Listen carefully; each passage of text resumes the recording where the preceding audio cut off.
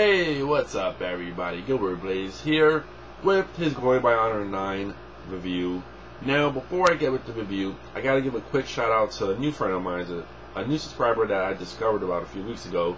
His name is JustTrade31, and I accidentally went onto his video because I saw him making a video about having like peace in the YWC, and I saw it and I was like, wow, this guy was pretty good because he was talking about, you know, we should all get together and, you know, we should all just be one and basically, you know, have healthy debates and, you know, respect people's opinions. And then I seen that he also is a really big fan of, you know, like, he knows stuff about 80s wrestling and early 90s wrestling, which is always good for me because that's like my genre or my era of wrestling right there. And so he knows his stuff and he seems like a really good guy. So check out his channels, JustTrade31. Check him out. I'll put the link up in the description box. Really good guy. So I went to Glory by Honor 9 last night. Now, if you notice, my voice might be a little hoarse because I got back home like around 4 in the morning. Went to the after party after the show and was like drinking like a lot. So as you can see, I'm wearing my Nexus shirt. I wore this actually last night with two of my other friends. We all had Nexus shirts, like I said we was going to do. And believe it or not, I mean, it was insane. Like, we got so much heat. As soon as we got into the hammer sign, my friend took his shirt off, got on top of his seats, started like just waving the Nexus shirt. People booing us out the building. It was great. It was unbelievable. Like, I've never got that before done on me. It was so fucking hilarious. And you know, the reason why I wore the Nexus shirt was because since Tyler Black is going to WWE, it was just a basic way of saying, yeah, he's going to be joining the WWE. He might be with the Nexus. You never know. So, you know, we gotta support him. And it was a great, it was a fun night. It was really fun. Now, overall, I thought the show wasn't spectacular. You know, I've been to better ROH shows. I was kind of disappointed in a sense because I wanted more from a lot of the matches, but you know, it was a good show. It was decent. I would recommend you to buy the DVD because it still was a lot better than WWE and TNA put together. But overall, I was kind of disappointed because I was expecting more from this. So the first match was Kenny King versus Jay Briscoe. And so when I talk about all the matches, I'm not going to really give a star rating because I don't really believe in giving star ratings for like live events. Because it's kind of hard to like judge something live than watching it on television. It's way better to watch it on television so you can get a better camera angle and stuff like that. So the first match was Kenny King versus Jay Briscoe. Kenny King actually came out with some girl who everybody was just drooling over because she just seemed like some escort, some hooker. You know, but I mean, she was a pretty girl, but you know, she just came out of nowhere. They never even introduced her name either. So this match was a good opener.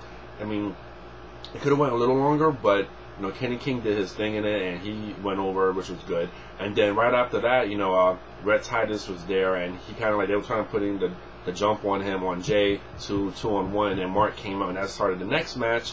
And I gotta say, I'm a big Rhett Titus fan. A lot of people shit on him. A lot of people say, well, he's not that good. I've always been a fan of his, but by far, last night was like the hardest working match he's ever put on in Ring of Honor.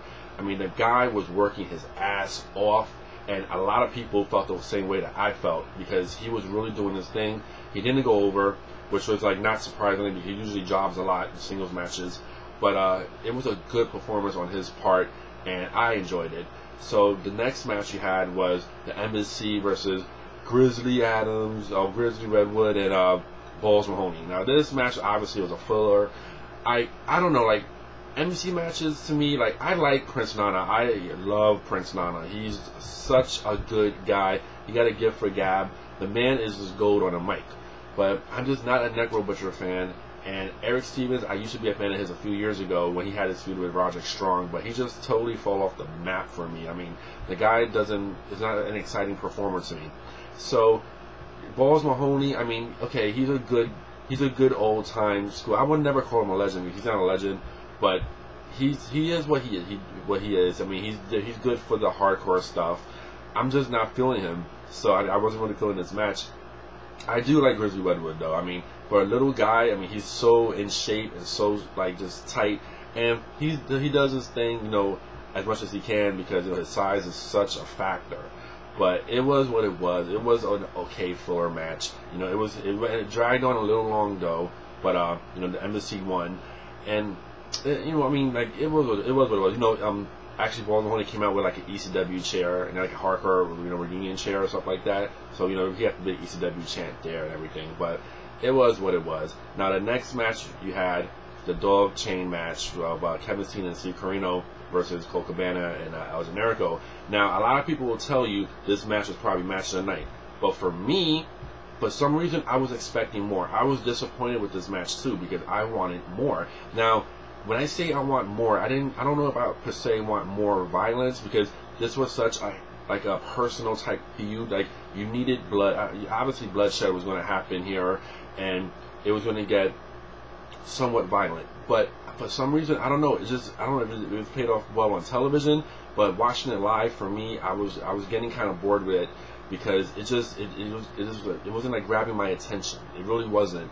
And I just thought, it was good ring psychology in the match. Kevin Steen is always gold. I mean, you can't go wrong with Kevin Steen. But I just thought, I don't know, I wasn't totally feeling this match. I wanted more, but the ending of it, I liked. Steve Corino's kid, he keeps coming out like in different shows now, especially the New York shows. He keeps coming out, and the crowd was all over him. They were like, "Kill the kid, kill the kid," and he played a big factor in it. He took Kevin Steen out of the dog tag so he could free him up, and then he kept trying to give him chairs and stuff like that. But they after the match, Steen took off Generico's mask, and he held it up as a prop basically, and he took a chair and he took Steve Corino's blood and he wrote Mr. Wrestling on the chair with the mask on the chair, and you seen like the shirt that he had, it had like the Generico mask with a chair and bloody, so he kind of imitated that, which was pretty cool to see. That was pretty cool to see. So I'm guessing maybe their next match will probably be Mask versus something, maybe Mask versus Career or Mask versus Hair. That wouldn't make any sense though, because Kevin Steen got a little hair to begin with. But overall, like I was saying, I was a little bit disappointed with this match. To me, it was a match of the night, like some people will tell you it was, but it really wasn't for me. But it was good for what it was. Now, the next match was Daivari versus Eddie Edwards. People prior to this was just shitting on this because they were like, "Oh, Eddie Edwards is so good. He deserves a better opponent." And yes, I'm a big Eddie Edwards fan, but I'm also a Daivari fan. But I will say this: it was disappointing because Daivari had a chance to really shut up all his naysayers. He had a chance to really break out and show what he can really do, and he didn't do that. He let Eddie Edwards completely carry this match, and I was disappointed with that. Also, I'm surprised he didn't talk about 9/11 or make some kind of American remarks about the mosque and stuff like that. Maybe he wanted to, maybe they told him last minute not to, but I was kind of shocked that he didn't say nothing because I thought pretty much the reason why he was booked for this match was because it was on 9/11. He's always had an anti-American gimmick. But it was what it was. It was like Eddie Edwards just completely carried this match, and it was short, so it was what it was. But I was disappointed in Daivari. He should have broke out and just did his thing and just really shut up all the naysayers, and he didn't do that. So the next match was supposed to have been the potential show stealer, but it really wasn't. Austin Aries versus Christopher Daniels. I had such high hopes for this match because I'm thinking this has to steal the show. ROH, they built up a triple main event, and when you build up something as a triple main event, every match that you consider the main event has to be more than good. It has to be great and better. And with this match, it wasn't given a lot of time, and that really killed it for me because they only probably wrestled for like 12 or 15 minutes, and the ending was like really like this came out of nowhere. I wanted more from this so bad, but during the match, Austin Aries hurt his knee. I think he tweaked his knee. He went for, I guess, a double axe handle off the outside floor, and he got up the floor gingerly. He was like, really like he was just like his knee was looking like it was messed up. At first, I thought he was overselling, but really he wasn't because at the after party where I went to, he was like walking around with a cane. So I felt really bad for him. I was like, maybe they probably stopped the match because of his leg was kind of messed up.